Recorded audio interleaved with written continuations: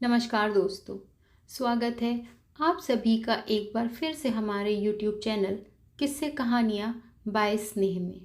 दोस्तों, बहुत बार ऐसा देखने को मिलता है जो भगवान का ज़्यादा पूजा पाठ करते हैं वही सबसे ज़्यादा दुखी होते हैं, और कोई नास्तिक इंसान जो भगवान को नहीं मानता है, ना ही कभी पूजा पाठ करता है, वह सबसे ज़्यादा सुखी जीवन जीता है।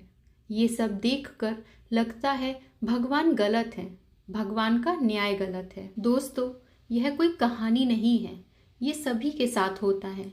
इस वीडियो के माध्यम से हम आपको इसके पीछे का कारण, इसके बारे में बताएंगे। भगवान भोलेनाथ ने स्वयं इसका उत्तर दिया है कि आखिर ज़्यादा पूजा पाठ करने वाले लोग ज़्यादा दुखी क्यों रहते हैं। इसका उत्तर भगवान शिव ने नारद ऋषि को दिया था। इसका वर्णन शिव पुराण में किया गया है। तो चलिए जानते हैं इसके पीछे का कारण। ओम नमः शिवाय। तो चलिए शुरू करते हैं आज की ये कथा। एक बार की बात है, कैलाश पर्वत पर भगवान शिव के पास नारद मुनि पहुंचते हैं और वे बड़े ही परेशान लग रहे थे।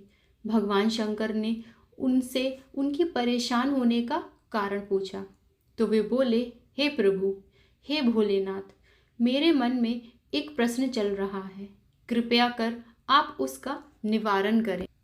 भगवान शंकर बोले, पूछिए क्या प्रश्न है। नारद मुनि बोले, प्रभु, ऐसा क्यों होता है जो लोग ज़्यादा पूजा पाठ करते हैं वे लोग ज़्यादा दुखी और परेशान रहते हैं, इसके पीछे क्या कारण है, जबकि वो लोग जो भगवान की भक्ति नहीं करते, पूजा पाठ नहीं करते और गलत कार्य करते हैं, उनको जीवन में सब सुख मिलता है। ऐसा क्यों? हे भगवान, इसके पीछे का रहस्य मुझे समझाने का प्रयत्न करें। तब भगवान शंकर ने कहा, नारद जी, जो मैं कहने जा रहा हूँ उसे ध्यानपूर्वक सुनिएगा।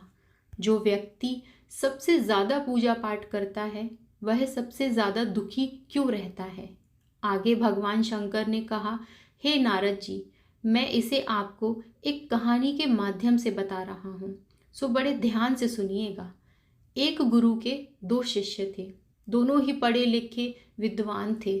दोनों में फर्क इतना था कि एक भगवान को मानने वाला था और दूसरा भगवान को ना मानने वाला नास्तिक था। एक ऐसा था जहाँ पर भगवान की कथा, सत्संग या पूजा पाठ होता था, वहाँ दौड़ा दौड़ा चला जाता था और भगवान की पूजा आराधना करने लगता। वहीं दूसरा शिष्य इन सबसे विपरीत था। वह शराब पान भी करता था, सारे गंदे कार्य करता था। एक दिन क्या हुआ, एक शिष्य शराब पीकर अनाप शनाप बोलते हुए रास्ते में चलते हुए अपने घर को जा रहा था। अचानक उसको रास्ते में पैसों से भरा एक बैग मिल जाता है। उसकी खुशी का ठिकाना नहीं। वह जोर जोर से चिल्ला के सबको बताने लगता है कि अरे, आज तो मुझे पैसों से भरी बैग मिल गई, मेरा जीवन सफल हो गया, इन पैसों से अपने आवश्यकताओं की पूर्ति करूंगा। वहीं दूसरा मित्र मंदिर से भजन कीर्तन करके अपने घर को जा रहा था। अचानक से एक बड़ी कील उसके पैर में चुभ जाती है, रक्त निकलने लगता है। ठीक उसी समय दूसरा शिष्य वहां पहुंच जाता है और कहता है, वो तुम ही हो ना जो सबसे ज़्यादा पूजा पाठ करते हो, भगवान का भजन करते हो।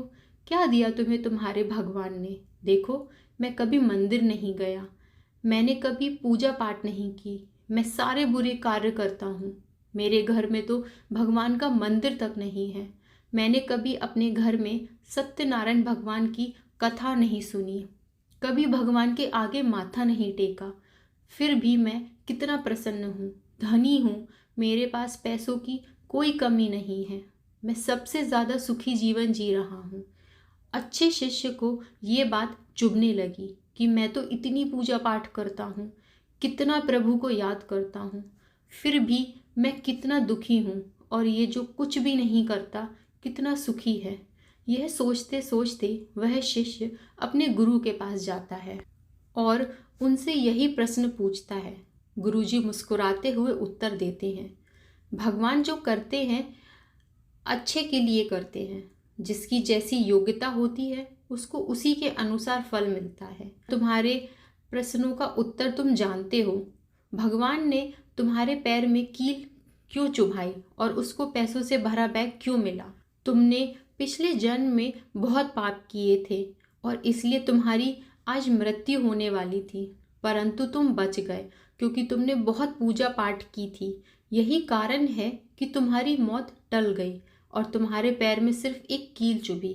अब तुम्हारे मित्र की बात करते हैं। पिछले जन्म में वह एक महापुरुष था, वह एक ऋषि था, इसलिए उसकी आज किस्मत बदलने वाली थी।